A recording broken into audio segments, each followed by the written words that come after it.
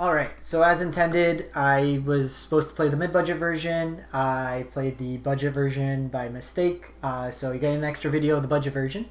So this is the mid-budget version. What we did is upgrade the Hydroid Krasis in there. I got some Teferis in place. I got one Realm-Cloaked Giant in place of a Beanstalk Giant just as a board wipe. We also upgraded our mana base to have Plaza of Harmony for the life gain. And one breeding pool. Sideboard wise, we just added in a couple time wipes and the Agent of Treachery. So main thing is we moved the angels from the main board to the sideboard and only are playing one. We got Hydroid Krasis for the life gain, and we added some more board wipes to secure the matchup and basically tailored up our mana base. I went a little bit more detailed in the second video for the budget version, so you can check it out there. But in the write-up that I have on Aether Hub, once I'm done everything, we can play it from there. So let's play the deck as we intended.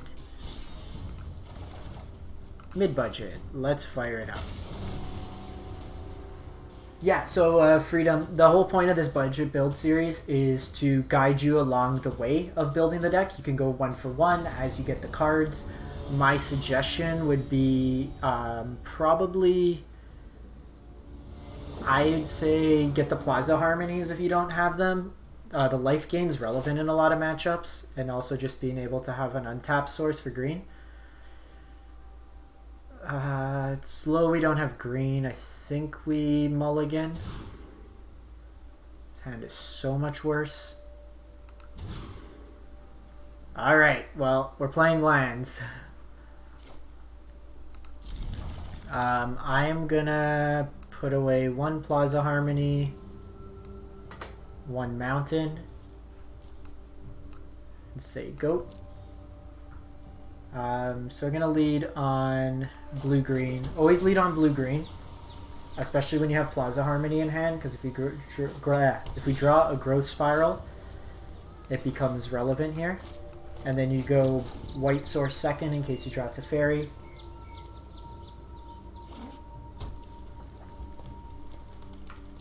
So this could be the Jund Adventure list that was played at the fandom event.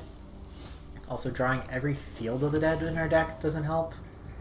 We need 7 unique lines.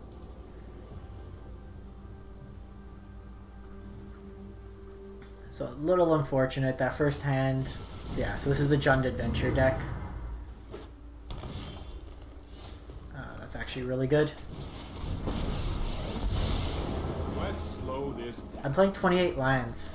In my Golos Field deck, I was playing 30 at one point, and I had multiple one-landers. It's actually good. I could just bounce their Clover again and just set them back tempo-wise.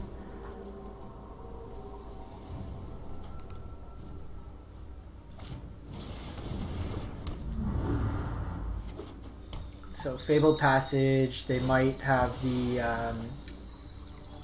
red giant to deal some damage here. I kind of want them to do. Yeah, Bone Crusher Giant. So this is the utility of Lucky Clover. Ooh, that's actually very good for us. So let me play Teferi out first.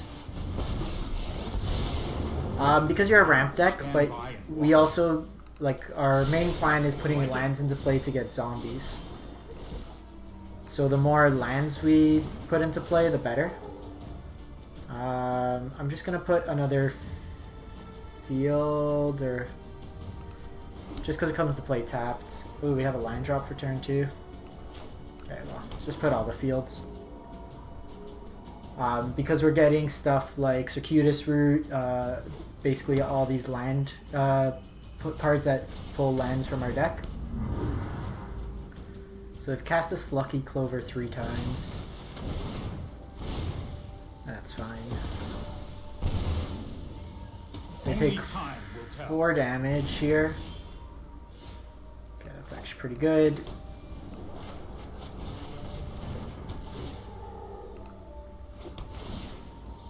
One, 2, 3, 4, 5, 6. So any line we don't have starts creating 3 zombies per turn. Okay, so they get 2 lands here, gets them pretty far ahead. So for having a pretty... Like, 6+ land hands aren't terrible if you have the right enabler to get going.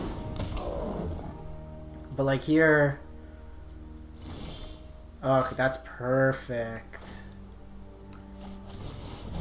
Okay, so I want... probably... Do I have black? Yeah. So I want one of you... And probably... Another red source. Oh, and I got the red. Let's just go Simic here.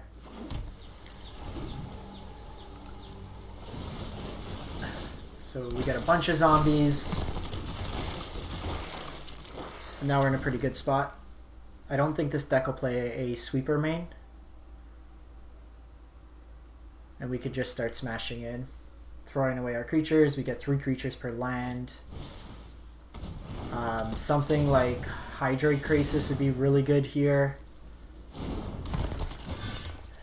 Edgewall Innkeeper with a bunch of adventure stuff is really powerful.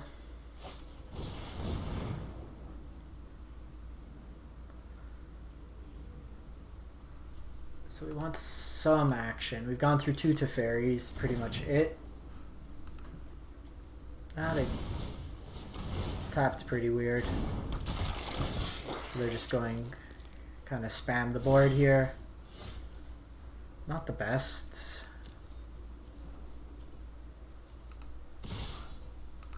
So I'm doing this because we're going to get 3 more on the backside.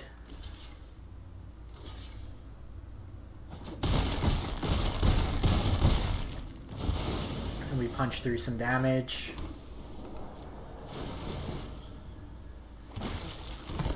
Yeah, so when you have a lot of like tokens, you can click on the number. It's the same when you you block.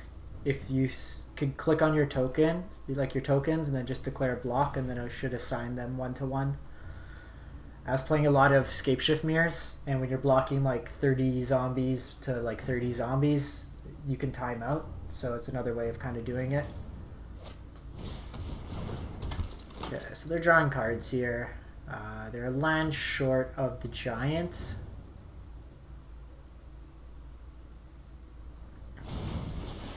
So like Murderous Rider. Is this just defensive Murderous Rider? Yeah. So we'll probably hold back here. They're going to be gaining more life than we're attacking in for. It's kind of cool. They're at 38 cards. I really just want a Hydroid Krasis or a Guild Summit. Just something to refill our hand. Golos. Just get another Field of the Dead. We gotta play this deck too after.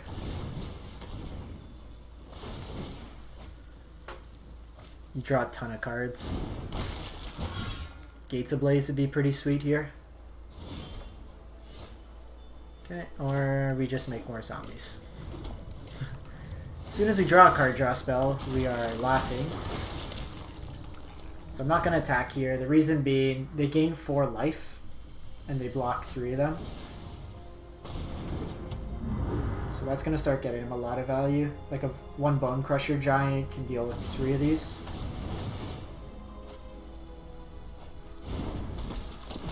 I wonder if they just mill out too. Because they draw 2 cards per.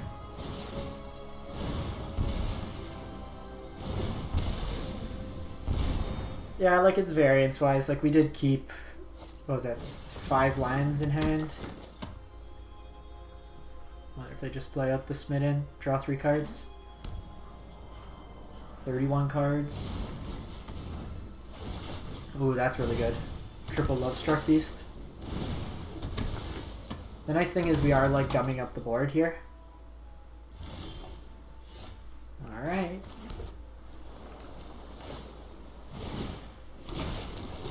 So we're probably going to lose this match solely on the fact we drew, what was that, 2 spells. 3 spells. Yeah, that triples us. We're dead.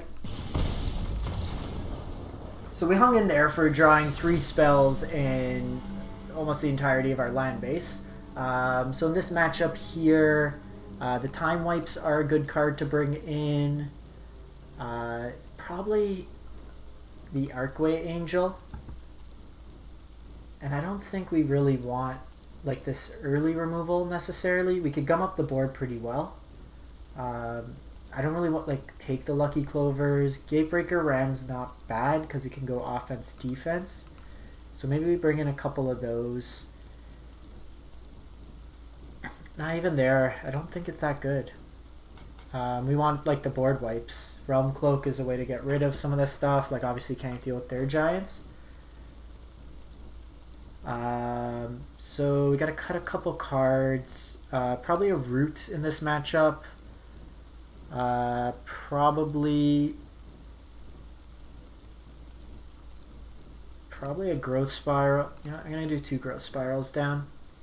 Alright, now let's go 1 Growth Spiral. Let's do it like this.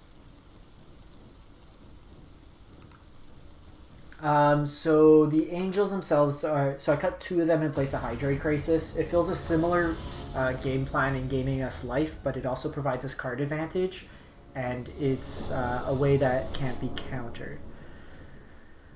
This hand's awkward. I got a mulligan. What is with these hands today?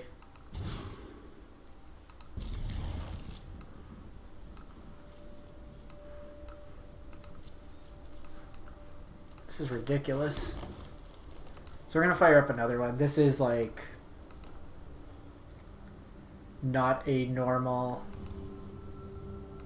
draw. 2 games, multi 5 because you can't draw mana in a 28 land deck.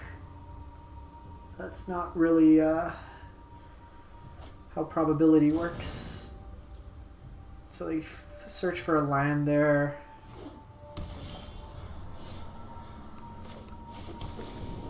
So I'm just gonna do this. Go Beanstalk. Gets us into an early Golos. I'm gonna get white here. If they're just like once uponing a time.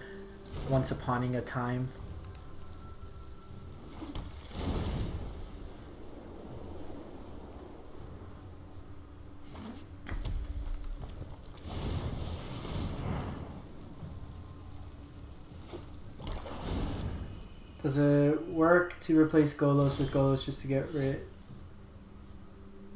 Does it worth to replace Golos with Golos just to get Field of the Dead? Yeah, usually that's what we do with the deck.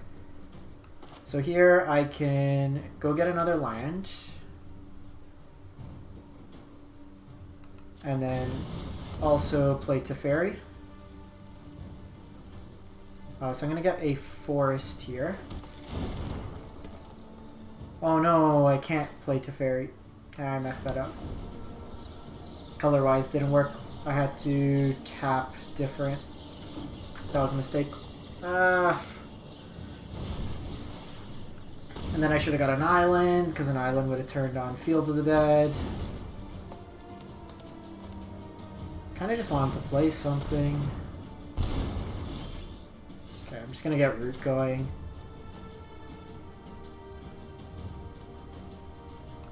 Should I just do Golos?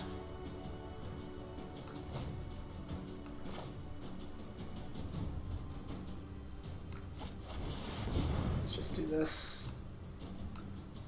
So I need a second blue source, and I want a white source. So the reason I'm doing this is because they likely have a removal spell for Golos, so I'm trying to get it to where I can activate Golos the same turn I play it. 1, 2, 3, 4, 5, 6, 7, 8. So I can just drop Beanstalk Giant and start presenting a threat that way. We're also ahead of land, so our Beanstalk's bigger than their Beanstalk.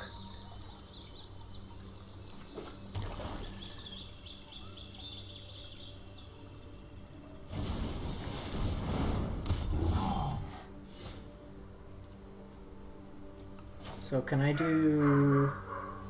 I can do both this turn.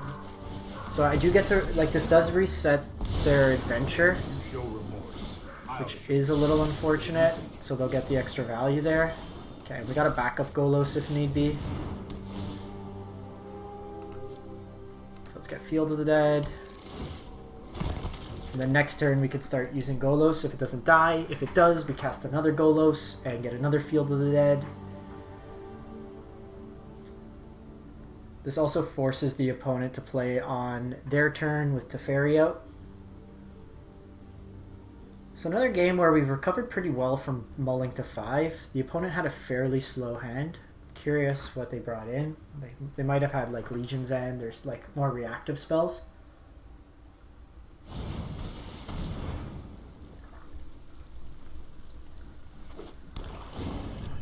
Alright, what do you got?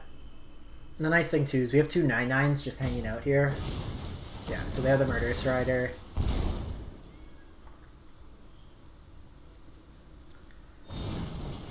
They go Bone Crusher, they go out to Teferi. Which is probably okay. 22. Ooh, Hydroid's actually really good. 1, 2, 3, 4, 5, 6, 7, 8, 9. So I'm actually going to wait a turn for Hydroid Krasis.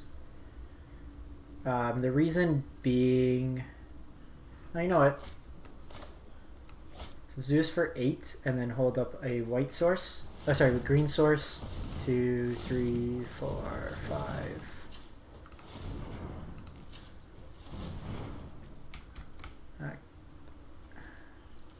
Sorry. I did that wrong. I need to hold up a green. We don't have a green Guildgate in play right now, so the reason I'm doing this, so that's 8 mana, so X equals 6.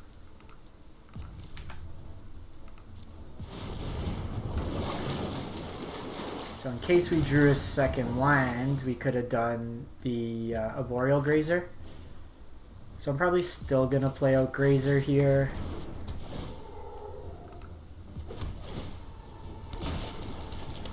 No attacks. 1, 2, 3, 4, 5, 6, 7, 8, 9, 10. So we need 12 mana to activate Golos the turn we play it. Yeah, I would do that. You can see here how Hydroid Krasis refilled our hand, and now we also have a big threat to attack into our opponent with, so we have a clock in the air that the opponent can't really deal with. Oh, did I forget to attack? Oh, that was just an error on my fault. Okay, so they have the Great Henge, so that's something to note. We will want to deal with the Great Henge.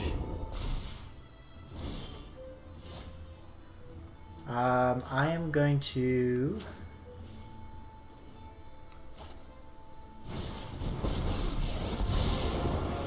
So the question here is... We probably just... like... let them get their lands. I just want to attack in here.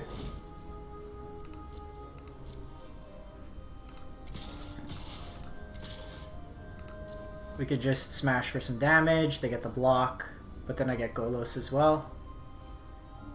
We're really just gonna try to... Yeah, that was just... my mind was going faster than my gameplay. So we're gonna get another field here.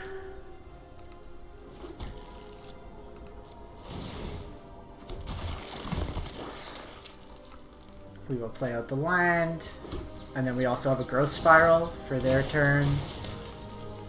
So just pass turn. So presenting a good clock. They'll gain 2 life off the Great Henge, and they'll get to draw a card. But I'm really okay with that as a kind of trade-off. We're gonna go pretty wide, and then we have a Golos activation.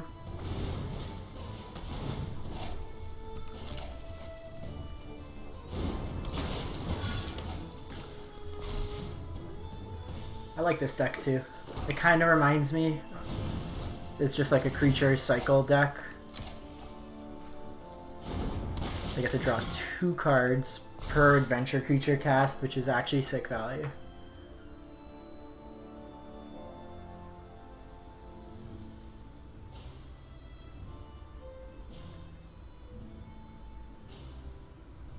I'm actually like really pleased. So we multiplied in both games and we felt pretty far ahead, which has been quite impressive. So that kind of sucks. 1, 2, 3, 4, 5, 6. So they're missing one from the Beanstalk. They can go... Actually, no, they can cast it off the Great Henge. So we'll see if they do that. We hung on the Growth Spiral because we wanted to get the land after the Legion's End. Okay, so that'll get them 2 lands there. So we really want them to not have a Murderous Rider, because that kills both our threats, or our Teferi. That's fine. They can get 2 lands. As long as this doesn't have Trample, we're fine.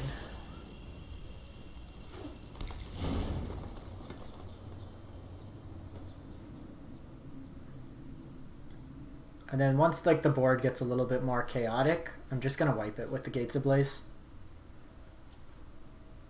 1, 2, 3, 4, 5. So we can't get rid of the giant yet. 1, 2, 3, 4, 5, 6, 7, 8, 9, 10, 11, 12.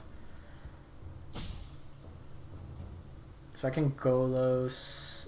No, I can't quite yet. It's fine.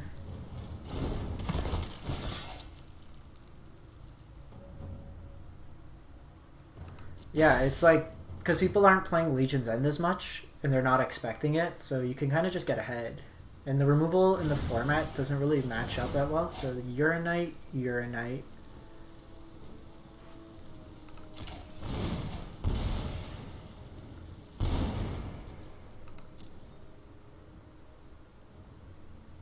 So they kind of have a free attack here. Just throw the block there.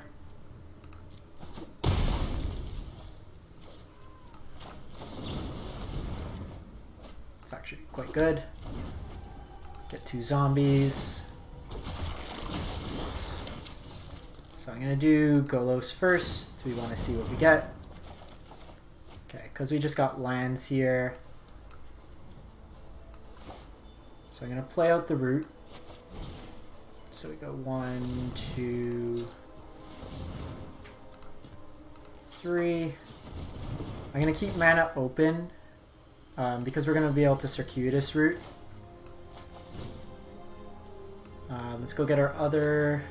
Let's go Boros Guildgate for another white source. It honestly doesn't matter at this point. We're going to draw a bunch of cards that way.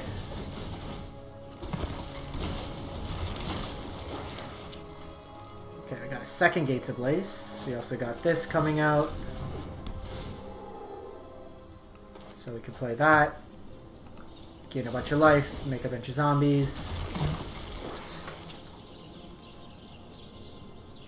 And then just plus, and then attack in the air. This might be a bad idea. It's not really profitable attack, they'll gain 3 life, so we'll just hang off. We do have in a pinch an instant speed board wipe. 1, 2, 3, 4, 5, 6, 7, 8. So not enough to get the giants yet.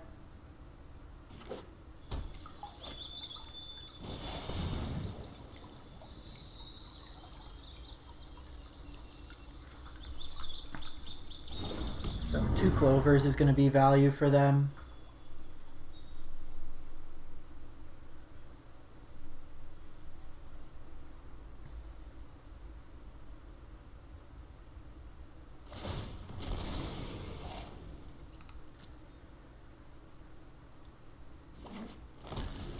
So we obviously want to avoid a Legion's End here. More of these Smitten Swordtooths start getting pretty rough. They got the Legion's End.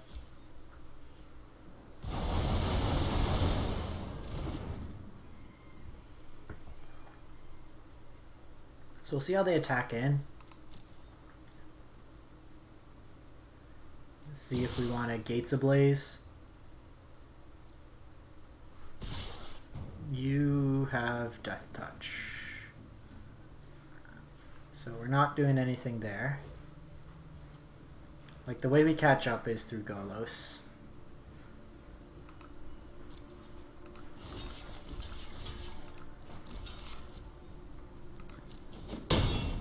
gonna get enough utility out of just Teferi. Nice, Seraphil. It's pretty cheap. I got the Golos are coming in the mail for me. I picked up the Plaza Harmonies today. I just need the fields and paper, and then I have the deck. Oh, and then I need the Beanstalk, but I'll likely it's an uncommon. Yeah, I should get the 4 of in my box.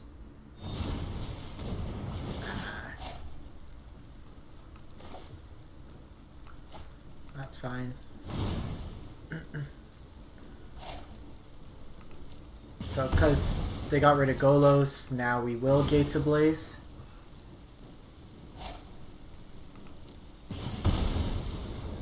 I want them to commit more to the board. Oh, they've seen the Gates Ablaze though, so they might be inclined not to.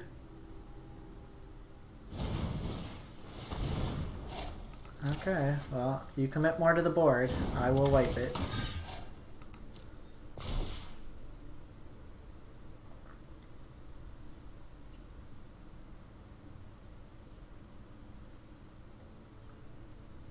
Awesome, Ricky Jose. Come on.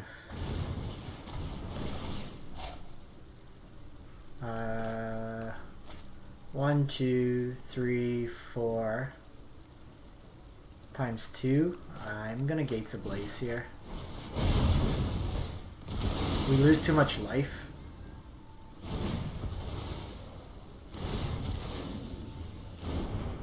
So it's probably worth it there. We always have another Gates Ablaze for the creatures.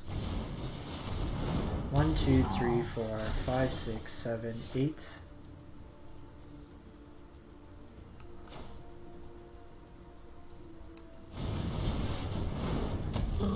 My Beanstalk's bigger than yours.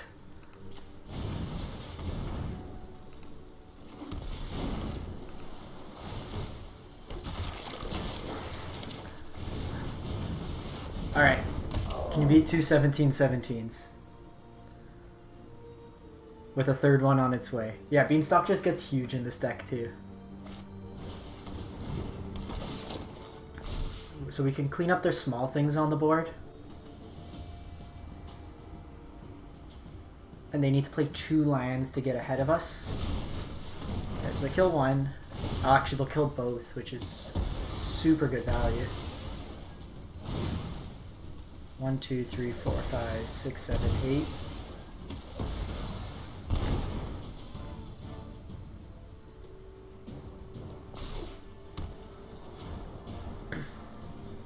So Time Wipe's gonna be okay for us.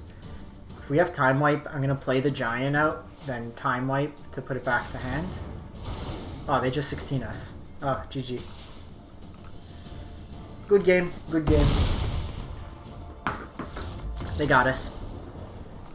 That was pretty rough. Multi 5, but made it work.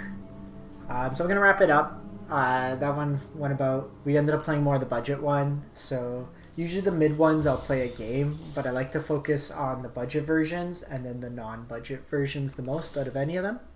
But that's pretty much the deck. So there's some options, like I said, you can add in as you go along. Teferi is really good to just kind of give you those tempo plays. Hydroid Krasis to refill the hand. I may be inclined. We never actually got to cast Realm-Cloak, but you can see how it functions in the deck.